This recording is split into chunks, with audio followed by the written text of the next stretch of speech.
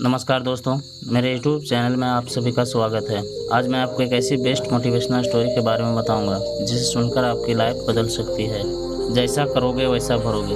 भगवत गीता में श्री कृष्ण ने कहा कि कर्मों का फल हमें उसे तरह ढूंढ लेता है जिस तरह एक बछड़ा हजारों गायों के बीच अपने को ढूंढ लेता है। कर्म फल इंसान को भोगना ही पड़ता है। हमारे किए गए कर्म हमें ढूंढ ही लेते हैं, फिर चाहे वो कर्म अच्छे हो या बुरे। लेकिन हम लोग इस बात को ज़्यादा गंभीरता से नहीं लेते हैं और हमें लगता है कि कर्म फल जैसा कुछ नहीं होता है। हम अक्सर उन लोगों के बारे में बात करते हैं जो दूसरों के साथ बुरा करते हैं, लेकिन फिर भी कोई उनका कुछ नहीं कर पाता। यही सोचकर हमसे ज़्यादातर लोग बुरे काम करने लग जाते हैं। हम सब यह भूल जाते हैं कि कर्मों का हिसाब कभी भी तुरंत नहीं होता। किसी के साथ बुरा करने वाला भले ही आज सुखी हो, लेकिन कभी ना कभी उसे उसके कर्मों का फल भोगना ही पड़ता है। दोस्तों, बहुत समय पहले की बात है। शहर से दूर गाँव में एक दुकानदार था जो अपने ही गांव से एक व्यक्ति को रोजाना 1 केजी मक्खन खरीदा करता था। वह दुकानदार कई सालों से उस व्यक्ति से मक्खन की खरीदारी कर रहा था। एक दिन उस दुकानदार ने सोचा कि मैं रोज इस व्यक्ति से मक्खन खरीदता हूँ, लेकिन बहुत समय से मैंने इसके मक्खन का वजन तोलकर नहीं देखा। कल तोलकर देखूंगा कि यह मक्खन 1 केजी से कम तो नहीं देता। अगले दिन जब वह व्यक्ति मक्खन देकर गया तब वह दुकानदार ने मक्खन का वजन किया तो देखा मक्खन सिर्फ 900 ग्राम है। उस दुकानदार को काफी गुस्सा आ गया। वह दुकानदार गुस्से में गांव की पंचायत के पास गया और उसने उस व्यक्ति की शिकायत कर दी। गांव की पंचायत बैठी और उस व्यक्ति को बताया गया कि तुम पर इस दुकानदार ने धोखे देने का आरोप लगाया।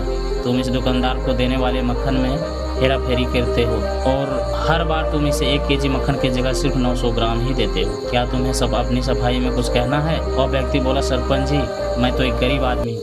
मेरे पास वजन तोलने के लिए सही माप नहीं है। मैं रोज इस दुकानदार से अपने लिए 1 किलो गेहूँ लाता हूँ और अगले दिन उसी गेहूँ को तराजू के एक तरफ रखकर इस दुकानदार के लिए मक्खन तोलता हूँ। अब आपको जो भी पूछना हो इस दुकानदार से पूछिए।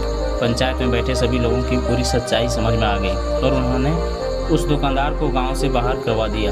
यह छोटी सी कहानी हमें यह बात सिखाती है कि जैसे कर्म हम करेंगे उसका रिजल्ट भी हमें वैसा ही मिलता है। हमारी चालाकी ही हमारा नुकसान कर देती है। हम जो भी दूसरों को देते हैं या दूसरों के साथ जैसा भी व्यवहार करते हैं वह कभी न कभी लौटकर हमारे पास ही आता है। किसी के साथ अच्छा करोगे तो आपके साथ भी अच्छा ही होगा। उसी तरह किसी का बुरा सोचोगे और बुरा करोगे तो आपके साथ भी बुरा ही होगा। जिससे दुकानदार को अपने ही चालाकी से नुकसान झेलना पड़ा, उसी तरह हमें भी अपने कर्मों की वजह से कभी न कभी नुकसान झेलना ही पड़ता है। दूसरों के साथ हमें बुरा करके हमें 1, 2 या 10 बार बच सकते हैं, लेकिन एक दिन उसका परिणाम हमें भुगतना ही पड़ता है। हम अपने कर्मों के फल से नहीं भाग सकते हैं। बुरे करने वाले के साथ बुरा ही होता है, फिर चाहे वह आज हो या आने वाले 1 साल बाद हो। उसी तरह अच्छा करने वालों के साथ अच्छा ही होता है। कई बार हमें यह लगता है कि दूसरों के साथ गलत करके हम बच जाएंगे, लेकिन ऊपर वाले यह हर किसी के कर्मों को देखता है और उनका हिसाब रखता भी है और ज़रूरत पड़ने पर हिसाब बराबर भी कर देता है। इसलिए कभी भी गलत ना करो,